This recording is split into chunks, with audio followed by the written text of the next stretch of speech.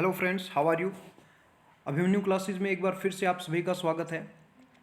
My name is Vikas. Today I am here with some important multiple choice questions from highway engineering. It is a part of the civil engineering. This subject has uh, high importance in civil engineering competitive exams. इस video में basic questions हैं। इससे पहले भी दो videos मैंने upload की हैं। आप वो वीडियोस मेरे चैनल अभिमन्यु क्लासेस पे जाकर के सर्च कर सकते हैं। इसमें बेसिक क्वेश्चंस है जैसा कि मैंने आपको कहा, और गेट एग्ज़ाम के लिए इम्पोर्टेंट क्वेश्चंस के लिए वीडियो मैं आगे आपको प्रोवाइड करवाऊंगा। तो चलिए शुरू करते हैं। The first question is the braking efficiency mainly depends on braking efficiency is the efficiency of vehicle, और from the given option the C is the right answer. Friction. The braking efficiency mainly depends on the friction. Braking efficiency vehicle पे depend करती है, vehicle की characteristics पे depend करती है, और दूसरा टाइप ऑफ पेमेंट पे डिपेंड करती है, मीन्स वो स्मूथ है या रफ है। तो गिवन ऑप्शन में से C is the right answer, friction. Next, the design of horizontal and vertical alignments, super elevation, gradient is most affected by. ये तीनों चीजें, design of horizontal and vertical alignments, super elevation and gradient is most affected by. Option C is the right answer, speed of the vehicle. Most affected by, सबसे ज़्यादा effect speed of the vehicle का पड़ता है in the geometric design of horizontal and vertical curve, super elevation and gradient. Next is the most raised portion of the pavement is called pavement, as you know, is the part of the carriageway on which vehicle travel. The black portion is known as pavement. अब pavement आपने कभी observe किया होगा कि pavement का जो centre part होता है वो ऊपर होता है, और दोनों edges left edge and right edge वो दोनों कंपैरेटिवली थोड़े से नीचे होते हैं। तो जो रेज्ड पोर्शन होता है, मोस्ट रेज जो सेंटर पोर्शन होता है, उसको हम बोलते हैं crown, that is known as crown. So option c is the right answer. Next, the extra width of pavement is provided on horizontal curve. Horizontal curve पे pavement की width को increase कर दिया जाता है horizontal curve पे, इसको बोलते हैं extra widening of pavement. वैसे तो widening of pavement दो टाइप की होती है, psychological widening and mechanical widening.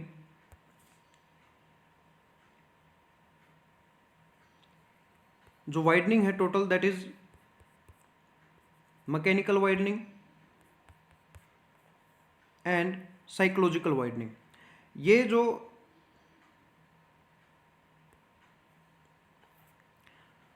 Widening है ये हॉरिजॉन्टल कर्व पे प्रोवाइड की जाती है। क्यों प्रोवाइड की जाती है कि क्योंकि जब भी सपोज करो this is the horizontal curve, और अगर कोई भी व्हीकल इस पे ट्रेवल करता है, हॉरिजॉन्टल कर्व पे जब ट्रेवल करता है, तो जो उसका फ्रंट एक्सल होता है उसके दोनों जो टायर्स हैं, और जो रियर एक्सल है उसके दोनों टायर्स हैं, वो टायर्स, दोनों एक्सल्स के टायर्स आपस में सेम लाइन सेम पाथ को फॉलो नहीं करते हैं। जो रियर एक्सल होता है वो इनर साइड से पास करेगा, और जो फ्रंट एक्सल होता है वो आउटर साइड से पास करेगा। तो इसको, ये जो पोर्शन है, इसलिए हम इस, ताकि ये पेवमेंट से नीचे ना चला जाए, इसलिए हम पेवमेंट को एक्स्ट्रा वाइडनिंग हॉरिजॉन्टल कर्व पे प्रोवाइड करते हैं। So option A is the right answer. Next question is transition curve is introduced in. Transition curve कहाँ पे प्रोवाइड की जाती है? It is provided in between straight and circular curve. जब भी कर्व प्रोवाइड करते हैं, चाहे वो हॉरिजॉन्टल कर्व हो या वर्टिकल कर्व हो, तो हम डायरेक्टली कर्व प्रोवाइड नहीं करते। सपोज करो दिस इज द रोड, और हम ऐसा नहीं करते कि यहीं से हम कर्वेचर प्रोवाइड कर देते हैं। ऐसा नहीं होता कि डायरेक्टली स्ट्रेट से कर्वेचर प्रोवाइड कर देंगे। ये जो कर्वेचर है सर्कुलर कर्व होगा, सर्कुलर कर्व एंड स्ट्रेट जो लाइन है इसके बीच में एक और कर्व प्रोवाइड करते हैं, that is known as transition curve. तो ट्रांजिशन कर्व कहाँ पे प्रोवाइड करते हैं? Option C is the right answer.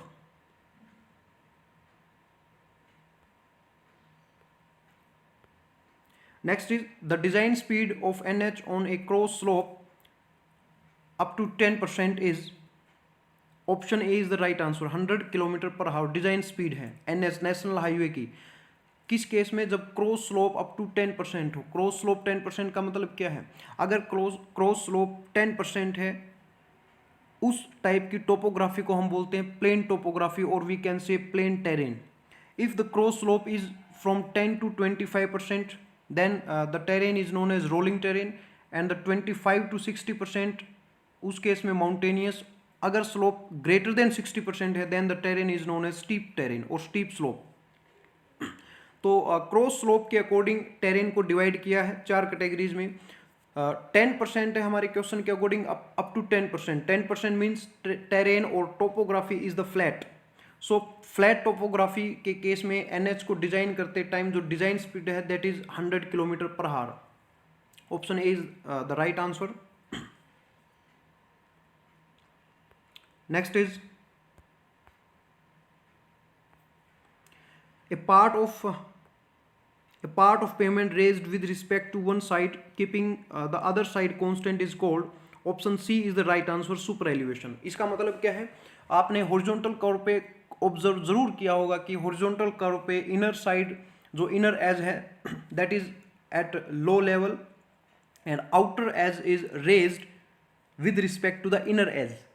तो आउटर एज को थोड़ा सा ऊपर उठा देते हैं in case of horizontal curve.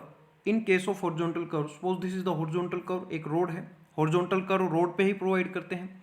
ये इनर एज, इसका लेवल कम होता है और इसका लेवल हाई होता है। आउटर एज को थोड़ा सा ऊपर रेज कर देते हैं। कारण क्या है? कारण ताकि जब व्हीकल टर्न जब व्हीकल करेगा तो दो काम हो सकते हैं। या तो व्हीकल लेटरल साइड में मीन्स बाहर की तरफ स्लाइड करके जा सकता है, या फिर वो व्हीकल ओवर टर्न कर सकता है टुवर्ड्स द आउटर एज। तो इन दोनों कामों को रोकने के लिए, ये दोनों टेंडेंसी को इनको अवॉइड करने के लिए वी प्रोवाइड सुपर एलिवेशन। और सुपर एलिवेशन में क्या करते हैं? आउटर एज को इनर एज के रिस्पेक्ट में हम थोड़ा सा राइज कर देते हैं। So option C is the right answer. Next is the main purpose of providing camber is, camber क्या होता है? Camber is a cross slope. मैं एक क्रॉस सेक्शन ड्रॉ करूंगा, suppose this is the pavement, this is the pavement, and in the pavement the central portion is raised, means हम ऊंचा उठाते हैं सेंट्रल पोर्शन को, और जो एजेस हैं वो नीचे रहते हैं। स्टेट रोड की मैं बात कर रहा हूँ। तो ये जो क्रॉस स्लोप है, cross slope that is known as camber, that is known as camber. ऐसा क्यों किया जाता है? ऐसा इसलिए किया जाता है ताकि जब बारिश हो, बारिश का पानी पेवमेंट पे आए तो पानी बह करके साइड में ड्रेन, यहाँ पे ड्रेन होती है, ड्रेन में चला जाए। तो option A is the right answer, to collect storm water. Camber is a cross slope. आपको पता होना चाहिए कैम्बर क्या है। कैम्बर क्या है? Camber is a cross slope. Camber is a cross slope किस लिए प्रोवाइड किया जाता है? To collect the storm water. Next is in India the type of traffic assume to design pavement. Pavement को डिजाइन करते time India में traffic कैसा होता है? Option C is the right answer, mix traffic flow. Mix traffic flow होता है। अगर हम रात के टाइम को छोड़ दें, रात को आपको पता है सिर्फ कमर्शियल व्हीकल ट्रेवल करते हैं ज़्यादातर। मैक्सिमम जो व्हीकल होता है that is commercial type vehicle midnight के बाद। और अगर दिन में बात करें तो पर्सनल कार्स भी आते हैं, छोटे व्हीकल भी हैं, लाइट मूविंग व्हीकल हैं, हैवी व्हीकल भी होते हैं। सो जब पेवमेंट को डिज़ाइन करते हैं तो जो ट्रैफिक अज्यूम है, type of traffic is assumed as mixed traffic flow in India. So option C is the right answer. Next the braking efficiency for vehicle. Next एक न्यूमेरिकल है। Read the statement. The braking efficiency for a vehicle moving with a speed of 18 kmph, 18 km per hour, having a braking distance of 14 meter and coefficient of longitudinal friction is 0.36. We have to calculate the braking efficiency, and we should know that braking efficiency is F dash divide by F into में 100। ये percentage में आएगी, into में 100। F dash क्या है? F dash वो है जब व्हीकल जो व्हीकल जिस स्पीड से ट्रेवल कर रहा है और जब वो ब्रेक लगाएगा तो कितनी डिस्टेंस में वो रुक जाएगा। जब वो रुकेगा आफ्टर अप्लाइंग ब्रेक, तो जो कोफिशिएंट ऑफ फ्रिक्शन वहाँ पे अप्लाई होता है that is F dash, that is F dash. और F is the actual sorry F is the given coefficient of longitudinal friction. जो पेवमेंट है वहाँ पे given longitudinal friction coefficient is the f, and speed is given to us 18 kmph. So we know that the braking distance, जब हम stopping side distance calculate करते हैं तो stopping side distance is the sum of two type of distances. First is lag distance, second is braking distance. And braking distance, हमारी braking distance होती है L equals to v square by 2gf, v square by 2gf। अब ये जो v square by 2gf है इसमें हमें f calculate करना है। पहले तो L is given to us, L is the braking distance, and by putting L to the right side and we can calculate f. So f will be, f dash will be 0.09, f dash will be 0.09, and f dash is 0.09 and f is given to us, that is 0.36. So f dash divided by f into 100, we will get the braking efficiency. Here we get 25.28%. Option A is the right answer. Option A is the right answer.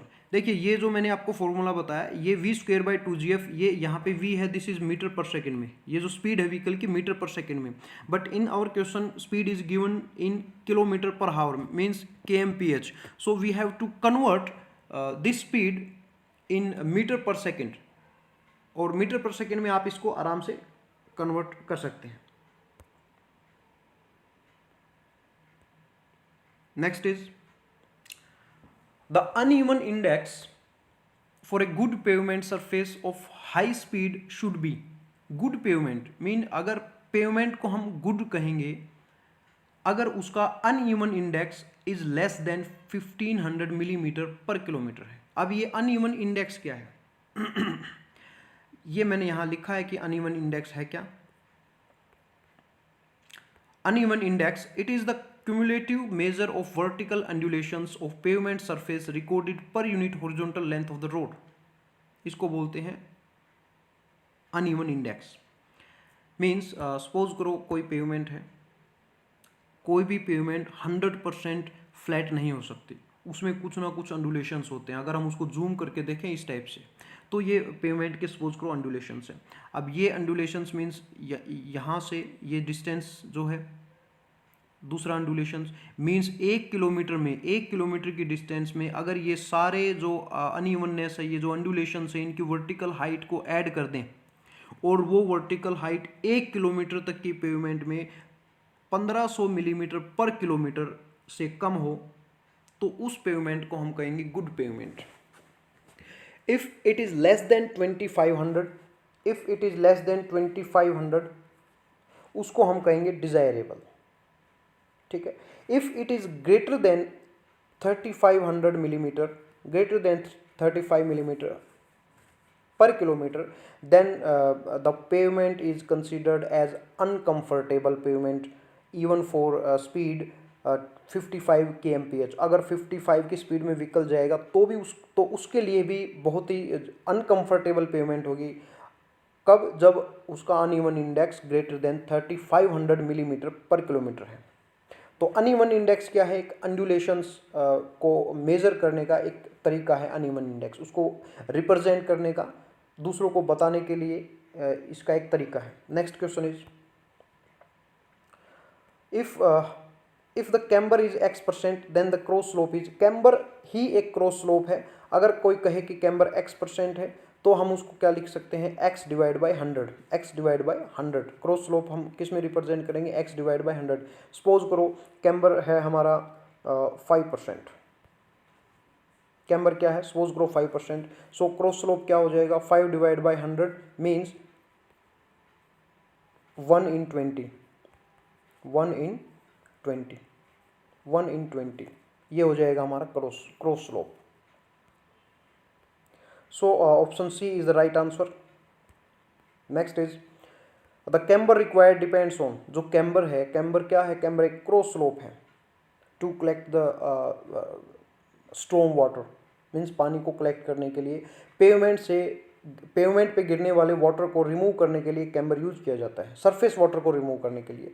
So it depends on the type of payment, it depends on the type of payment and rainfall, कि type of payment कितनी है। If type of payment क्या है, type of payment का मतलब है कि payment आपकी बिटुमिनस पेमेंट है, और या फिर आपकी WBM पेमेंट है, या फिर आपकी सीमेंट कंक्रीट पेमेंट है, या फिर कोई कच्चा रास्ता है, कच्ची सड़क है, जिसको हम अर्दन पेमेंट भी बोल सकते हैं।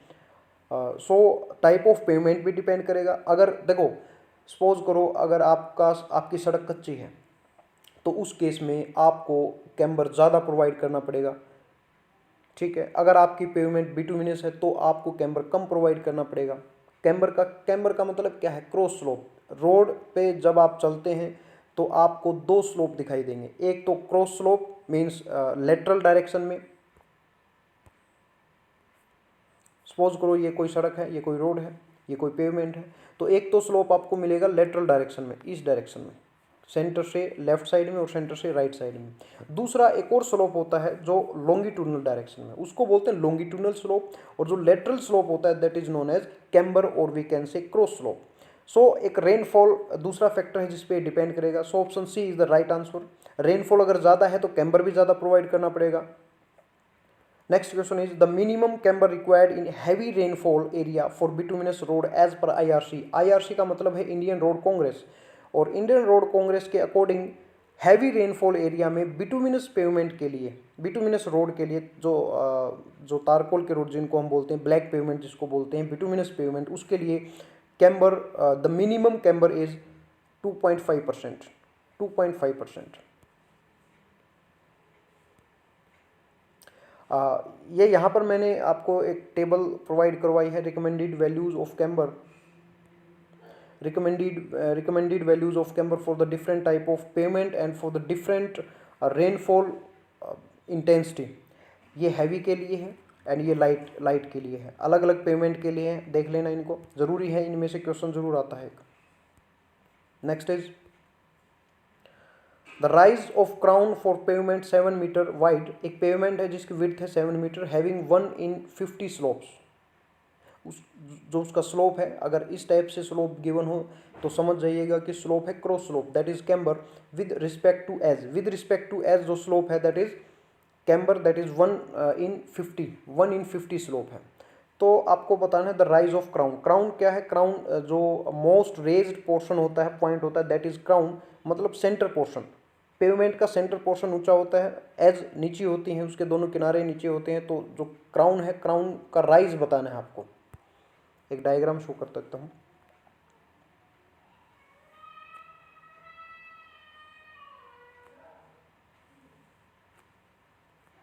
ये वैसे दिखने में पेवमेंट ऐसी नहीं होती, मैंने इसको समझने के लिए थोड़ा सा ऐसे ज़्यादा राइज कर दिया है। This is the crown, this is the crown and this is the rise of the crown, this is the rise of the crown. The width of the pavement given to us is 7 metre, 7 metre total width है, 7 metre is the width of the pavement, and from the centre up to the centre point it is 7/2। ये जो width है that is 7/2। ये जो slope है, slope is given to us that is 1/50, 1/50 का slope given है, 1/50, 1/50 हम ले सकते हैं, 1/50 का स्लोप गिवन है। अब इसका मतलब क्या है, इस क्वेश्चन को सोल्व करने से पहले आपको 1/50 का मीनिंग पता होना चाहिए कि 1/50 है क्या। 1/50 का मतलब है कि जब आप 50 यूनिट हॉरिजॉन्टल जाएंगे, ऐसे इस टाइप में हॉरिजॉन्टल मूव करेंगे, तो 1 यूनिट आप वर्टिकल मूव करेंगे इस टाइप से, ठीक है। कि आप 50 गए, आप इस पैटर्न में आगे चलें, इस पैटर्न में आगे गए कि आप जब 50 यूनिट हॉरिजॉन्टल चले तो 1 यूनिट क्या थे, आप वर्टिकल ऊपर थे, 1 यूनिट ऊपर चले गए, इस पैटर्न में चले, इसको बोलते हैं स्लोप। इसको इस टाइप से ही डिफाइन करते हैं 1/50। सो तो इस क्वेश्चन को कैसे सोल्व करेंगे हम कि 50 हॉरिजॉन्टल के लिए वर्टिकल है 1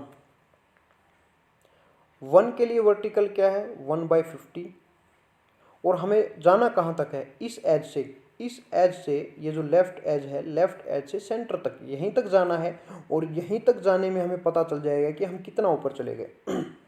सो ये डिस्टेंस कितनी है, दिस इज 7/2, कि 7/2 जब हम हॉरिजॉन्टल गए तो फिर ऊपर कितने गए, ऊपर यानी कि ये राइज ही तो हमें कैलकुलेट करना है 7/2। ये जब आप इसको सोल्व करेंगे then you will get 0.07। So option B is the right answer. Option B is the right answer, 0.07. Next question is the equation of parabolic camber is given by. Parabolic equation की given जो equation है that is y equals to x square by a. ये option B is the right answer. Parabolic equation है. The parabolic equation इसकी explanation भी दी है मैंने यहाँ पर, x square divided by a. यहाँ a क्या है, a is the nw divided by 2. W is the width, W is the width यहाँ लिख रखा है मैंने, W is the width and N क्या है, N is the, देखो हम बोलते हैं स्लोप को 1/n, जैसे मैंने कहा था कि 1/50, सो 1/n मीन्स N की जगह पे क्या आ जाएगा 50, या जो भी ये जो वैल्यू आएगी वो N क्या है, स्लोप है। यहाँ पे मैंने लिख रखा है सारी बातें। Next question is A median is also called as traffic separator. Traffic separator आपने देखा होगा कि जब टू वे जो हाईवे होता है, टू वे हाईवे होता है, टू वे हाईवे दो टाइप्स हो सकते हैं, एक तो without median, without traffic separator, और एक बीच में ट्रैफिक सेपरेटर दिया होता है जिसको हम कई बार डिवाइडर भी बोल देते हैं। तो डिवाइडर या ट्रैफिक सेपरेटर, ट्रैफिक को सेपरेट करने वाला, that is also known as median. So option A is the right answer. Next is the desirable width as per IRC for median on rural road. जो rural road होते हैं, गांव में जो सड़क होती हैं, मीन्स जो हाईवे गांव से जाते हैं, रूरल मीन्स वास्ट एरिया, वहाँ पे लैंड की कोई कमी नहीं होती वैसे तो, उस केस में IRC इंडियन रोड कांग्रेस ने जो ट्रैफिक सेपरेटर होता है, मीन्स जिसको आप डिवाइडर बोलते हैं, उसकी कितनी वैल्यू रिकमेंड की है, desired value, that is B, option B is the right answer, 5 metre. However, it may be reduced up to 3 meter if the land is restricted. अगर land restricted है वहाँ पे, मीन्स ज़मीन कम है, तो उसको हम 5 से घटा करके 3 मीटर भी प्रोवाइड करवा सकते हैं, अकॉर्डिंग टू द IRC है ये। Next question is the height of low curve, the height of the low curve is kept about 100 millimetre. Option C is the right answer. Which is the curve, curve मैंने आपको यहाँ लिख रखा है, पढ़ लेना कर्व क्या होते हैं। कर्व आपने देखा होगा, जो अभी मैंने बात की कि डिवाइडर प्रोवाइड करते हैं, तो डिवाइडर पेवमेंट से थोड़े से ऊंचे होते हैं। आपने भी ऑब्जर्व किया होगा कि जो डिवाइडर है सड़क पे, रोड पे, ट्रैफिक सेपरेटर जिसको हम कहते हैं, that is at a higher level with respect to the pavement, pavement से वो हायर होता है। तो हायर होता है तो उसके जो एजेस होती हैं डिवाइडर की, किसकी एज, डिवाइडर की एज, डिवाइडर की एज पे पत्थर लगे होते हैं, वो जो कर्व्ड जो स्टोन होते हैं, कर्व्ड जो पत्थर होते हैं, उनको हम बोलते हैं कर्व, उनको हम क्या बोलते हैं, कर्व। बाकी बातें कर्व के बारे में पढ़ लेना यहाँ से। Next question is the minimum shoulder width recommended by IRC, Indian road congress ने शोल्डर की width minimum that is 2.5 metre, that is minimum 2.5 metre. Shoulder क्या है, सपोज करो